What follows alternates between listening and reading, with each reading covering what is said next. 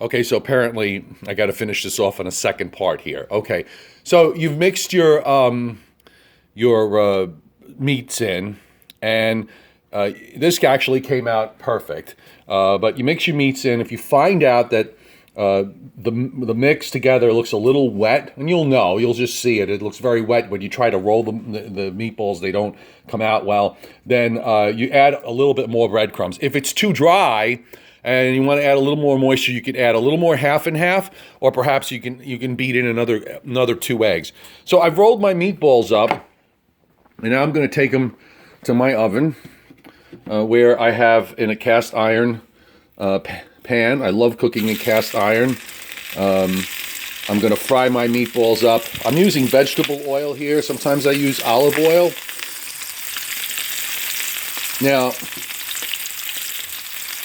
I got one of these big cast iron pans because they are awesome. Food tastes so good in a pan like this. Those of you who have them brought from generations, or your grandmothers are 40, 50 years old, and they just really fry up food nicely and give food a great taste. But what I do is, you can either fry them up, or you can flash fry them in the oven at 500 degrees. I actually do both. I will fry these for a couple of minutes, and then I will throw them into I have a cast iron pan in the oven that's preheating now, and I'm going to fry these up, and I won't completely cook them in the fry pan. Some I will, some I won't, and I'll leave them in here for a couple of minutes, and I'll fry it. I'll let them finish for 5 minutes in a 500-degree oven, and they should be pretty cooked. If you want to fry them, straight through, you can certainly do that.